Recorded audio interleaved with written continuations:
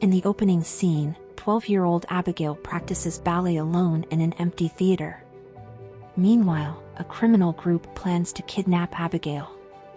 The group prepares, each member with a specific role. The woman is a medic, a strongman, a sniper, a hacker, a driver, and their leader. After practice, Abigail heads home, unaware she's being followed. While the hacker disables security cameras outside her house, and 3 kidnappers break in and wait for her inside. The medic is shocked to find out they're targeting a child, but the leader insists they continue without turning back. Shortly after, Abigail arrives home while talking to someone on the phone. As soon as she hangs up, the leader tries to punch Abigail, but the medic steps in and injects her with a sedative, knocking her out. Unexpectedly, Abigail's father shows up. As they hurry out, the house alarm goes off, but they still manage to escape and get into their van and head to an old mansion in the forest where they meet Lambert, the mastermind. Lambert tells them to lock Abigail in a room with blindfolds and handcuffs.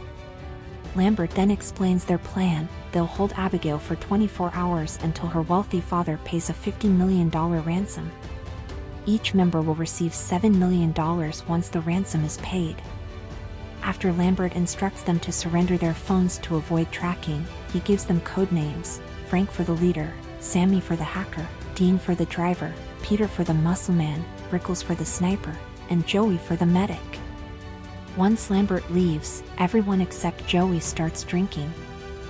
Frank, a former cop, notices Joey's past as a drug addict, briefly surprising her.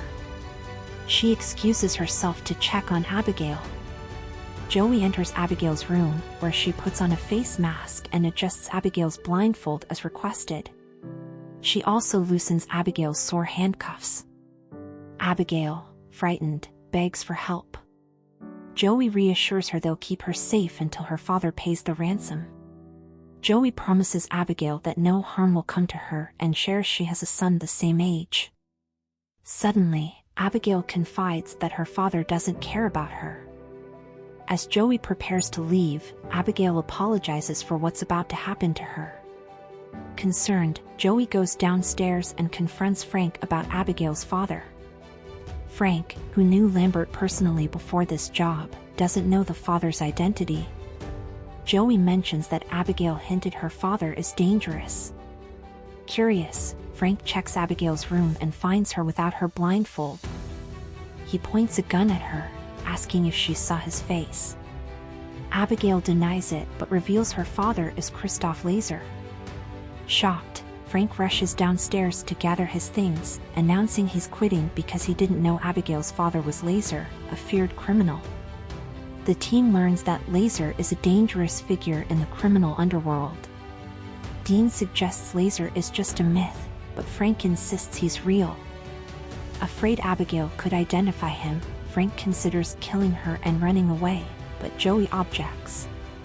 Dean remarks that $7 million is life-changing money and he's willing to take the risk. The group decides to stay at the mansion since they have only 22 hours left for their plan. Later, Dean wanders through the mansion and hears a strange noise.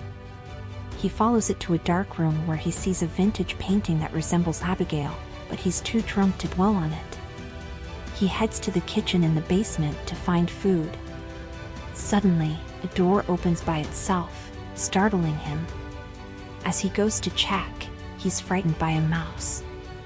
He then turned around to leave, but something dragged him behind the shadow. Meanwhile, Sammy hears Dean scream from her room. She rushes to the basement and finds him sitting in a chair. Sadly, his head has been separated from his body.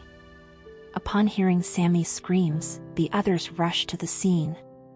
Frank accuses Sammy of killing Dean, but she denies it. Joey mentions that the murder resembles the work of Valdez, Laser's most dangerous hitman. She recalls how, years ago, 3 of Laser's men were found dead in a heavily guarded hotel room with their bodies torn apart, even though the only exits were the front door and a window on the 23rd floor. The group is now terrified, fearing Valdez might be in the mansion. They check on Abigail, who is unharmed. Rickles, overwhelmed, decides to quit but finds the front door blocked by an iron fence door. He and Peter try to break through but trigger the security system, sealing all doors and windows. Joey goes to Abigail and asks if anyone else has visited her besides herself and Frank. Abigail denies it but appears scared.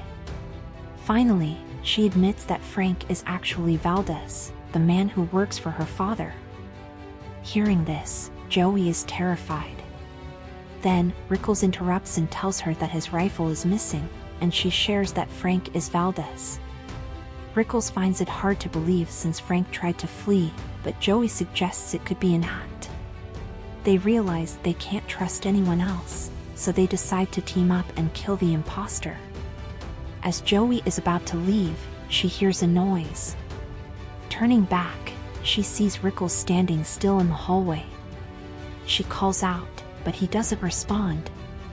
She finds his face ripped apart. Furious, Joey gathers the group and confronts Frank, demanding to know why he brought them to the mansion. Frank is confused, so Joey reveals what Abigail told her and accuses him of killing Dean and Rickles. Frank denies it, claiming Abigail is manipulating Joey. He then tells Peter to kill Abigail.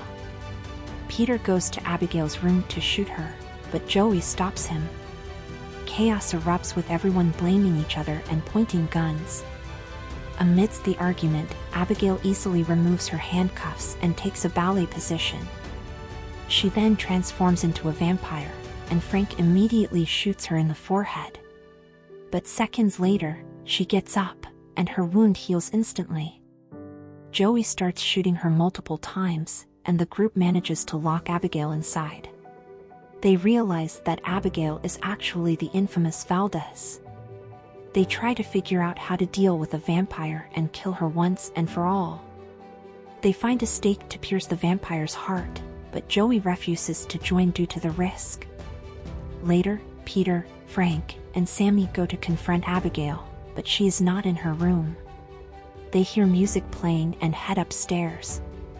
To their horror, they find Abigail dancing with Dean's lifeless body.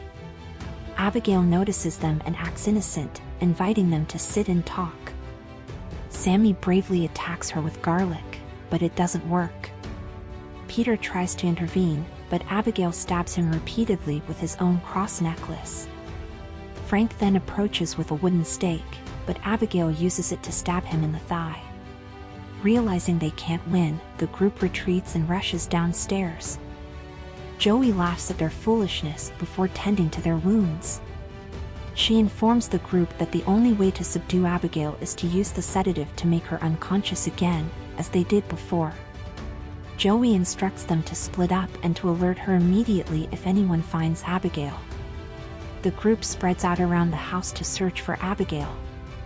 Shortly after, Sammy is attacked by a bat and falls into a pool filled with the bodies of Abigail's previous victims. Meanwhile, Peter struggles with a splinter in his finger when Abigail appears. He tries to lock himself in a room, but Abigail easily breaks through the door. As he runs on the stairs, Frank opens a door that hits him, causing him to fall. Frank tries to confront Abigail, but she pushes him down the stairs and starts choking him. Joey intervenes with a syringe but is thrown away behind a locked grill gate. Abigail nearly kills Frank before Sammy intervenes, but Abigail bites her hand brutally. As the situation escalates, Peter arrives and manages to pin Abigail down, allowing Joey to inject her and make her lose consciousness. Later, Abigail wakes up to find herself trapped in an iron cage. Sammy expresses concern about possibly becoming a vampire, which worries her. Later, she finally admits that Lambert works for her and she orchestrates the entire kidnapping.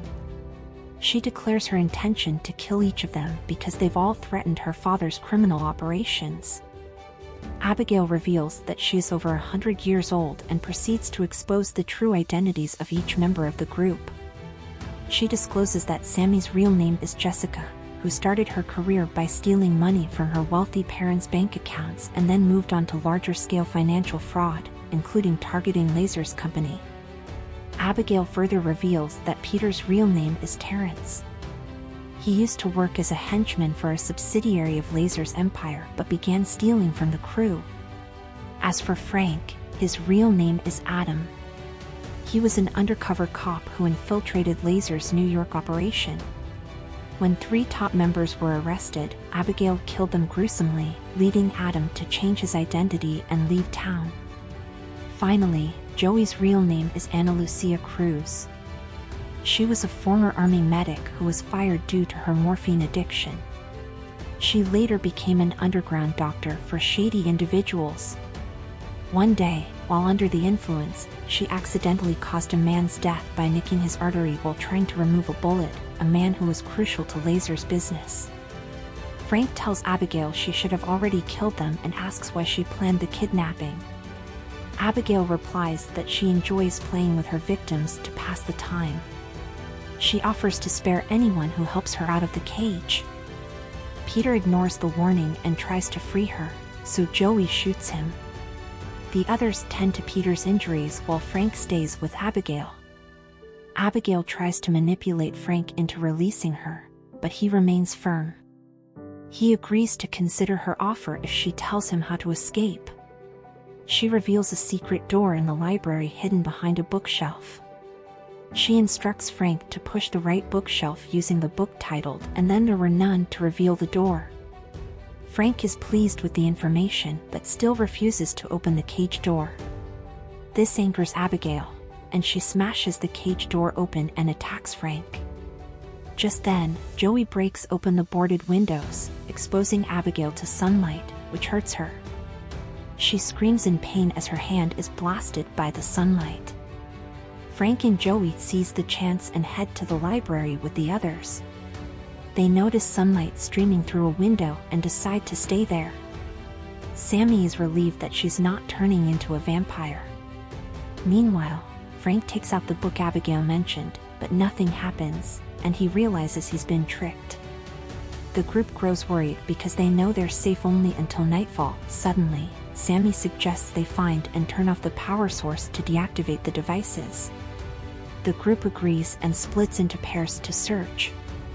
Sammy and Peter go one way, Joey and Frank another. Soon after, Sammy, who was bitten earlier, hears music from Abigail. Her vampirism takes over, and Abigail controls her like a puppet. Peter is shocked to see Sammy vanish and then reappear, attacking him viciously. After tearing into his neck, she starts mimicking Abigail's movements in a disturbing dance. When Joey and Frank arrive, Sammy pretends everything is normal and says Peter is hurt and needs help. But Joey and Frank realize something's wrong and run off, with Sammy chasing them. They return to the library and find safety in the sunlight. Just as Sammy is about to attack, Joey directs sunlight at her, causing her vampire body to instantly break apart, killing her. Moments later, the secret door in the library opens, and Joey and Frank enter a hallway. They hear a noise from a room and discover a control room with Lambert inside. They realize Lambert is also a vampire. Lambert explains that Abigail turned him into a vampire 2 years ago and forced him to lure her father's enemies to their deaths. Lambert tells Frank he's tired of being controlled by Laser and proposes a deal: he'll turn Frank into a vampire. They plan to kill Abigail together and then go after Laser, taking over his empire. Frank agrees, but Joey disagrees, so Lambert chokes her and knocks her unconscious. Without hesitation, Lambert bites Frank's neck to turn him into a vampire. He allows Frank to drink his blood to gain strength.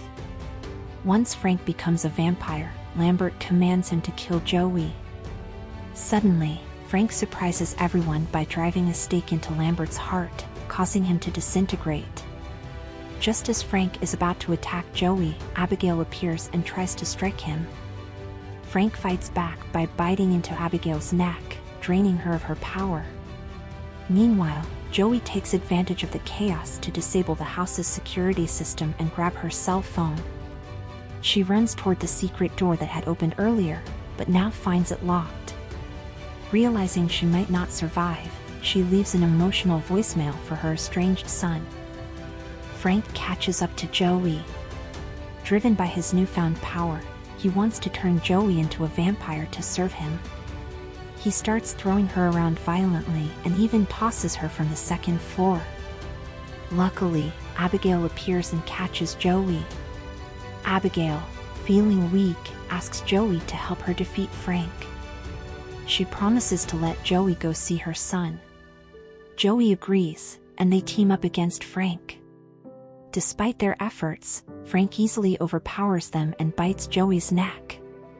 Joey transforms into a vampire, and Frank gives her a stake, ordering her to kill Abigail. In a vampiric trance, Joey approaches Abigail, but suddenly attacks Frank instead. Abigail joins in, and together they overpower Frank, pin him down, and drive a stake through his heart. Frank's body explodes, showering them with blood. Afterward, Joey worries about being a vampire, but Abigail assures her that she's free from the curse now that Frank is dead. Abigail expresses hope that Joey will be reunited with her son. As Joey prepares to leave, she encounters Abigail's father. Christoph Laser appears enraged for kidnapping Abigail, but Abigail steps in and says Joey was protecting her when he couldn't, crediting Joey for saving her life. Surprisingly, Laser is touched by Abigail's words. He kisses Joey's hand and allows her to leave safely. Covered in blood, Joey walks to a van parked outside and drives away from the estate to see her son.